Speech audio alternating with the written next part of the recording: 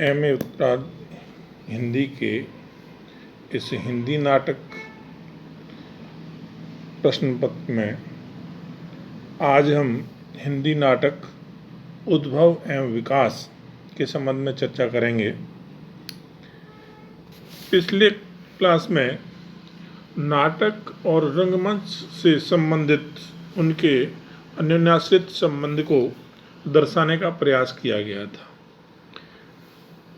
हिंदी नाट्य साहित्य के इतिहास में पारसी नाट्य कंपनियों का या पारसी थिएटरों का उद्भव हुआ, उससे रंगमंचीय कला और नाटक को और अधिक मनोरंजनात्मक स्वरूप प्रदान किया गया। इससे पूर्व हिंदी नाटकों पर संस्कृत नाट्य साहित्य की जो छाप थी, धीरे धीरे वो पाश्चात्य नाट्य शास्त्र की तरफ परिवर्तित होने लगी। हिंदी नाटक का उद्भव आधुनिक युग से ही माना जाता है, परंतु संस्कृत और प्राकृत में भी समृद्ध नाट्य परंपरा और उस नाट्य परंपरा को लेकर के चलने वाला मध्यकाल भी हिंदी नाट्य परंपरा से अछूता नहीं रहा। मध्यकालीन नाट्य परंपराओं में रासलीला, रामलीला, नौटंकी आदि का जो उदय हुआ, उसने नाटक को विकसित करने में बहुत बड़ा योगदान दिया। उस युग में नाटक मनोरंजन का एक बहुत बड़ा साधन बन गया था।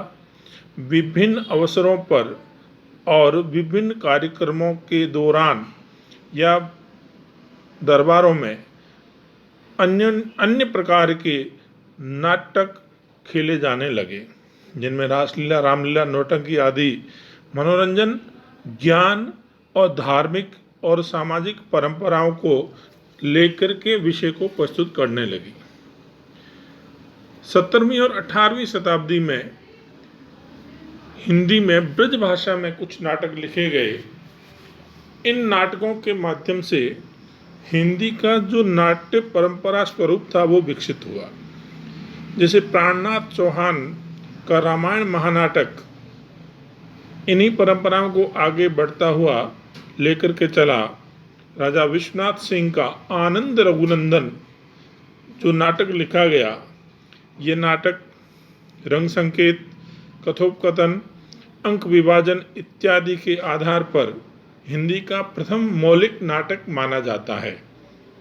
याद रहे, विश्वनाथ सिंह द्वारा रचित आनंद रघुनंदन नाटक को आचार्य रामचंद्र शुक्ल ने नाट्य परंपराओं की विभिन्न स्थितियों के अनुसार हिंदी का प्रथम नाटक बताया है।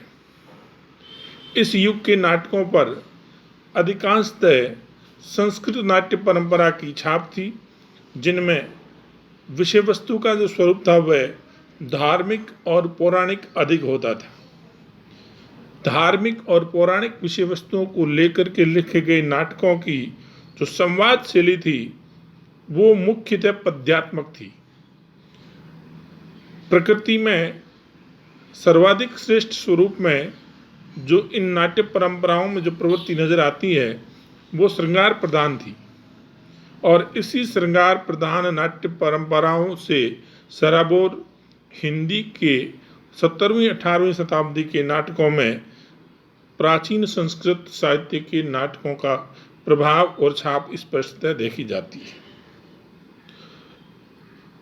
18वीं शताब्दी के अंतिम चरण में भारत में पारसी थिएटर कंपनियों का आगमन होता है, और इन थिएटर कंपनियों के द्वारा मनोरंजनात्मक स्वरूप विकसित करने के लिए भिन्न भिन्न स्थानों पर हिंदी, अंग्रेजी, रोमन इत्यादि प्रेमाख्यानक परंपराओं में नाटक खेले जाने लगे, और इन नाटकों में रामायण, महाभारत, पारसी प्रेम कथाएं, अंग्रेजी नाटक रोमियो जूलियट इत्यादि विषय वस्तु के रूप में महत्वपूर्ण